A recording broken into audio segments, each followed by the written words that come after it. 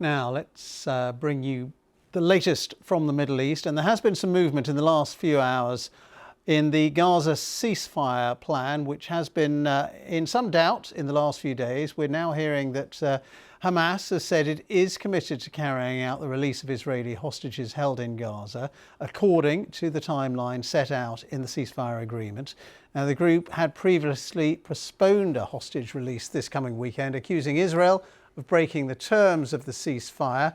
In the last few minutes, Israel has said that Hamas must release 3 live hostages this coming weekend on Saturday under the Gaza ceasefire agreement. Now, those comments from both sides come after talks held in Cairo aimed at overcoming what has been a blockage, really, in the implementation of the peace agreement. Let's go to our Middle East correspondent, Yolan Nell, who's got the very latest for us from Jerusalem.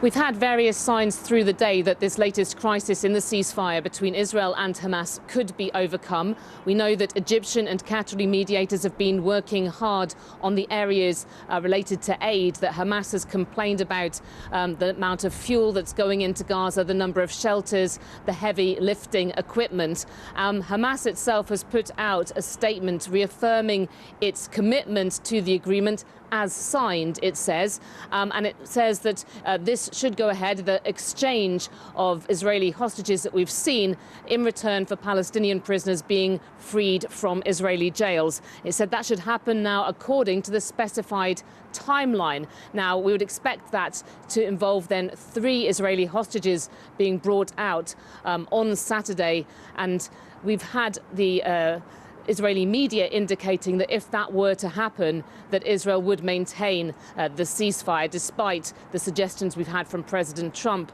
that a higher stakes ultimatum should be given to Hamas, that all hostages remaining should now be released, otherwise fighting will resume. But even if this can be overcome in the next couple of days, this latest problem in the ceasefire, it just has underlined how very difficult it's going to be for negotiators to get a further extension beyond the initial 6 weeks.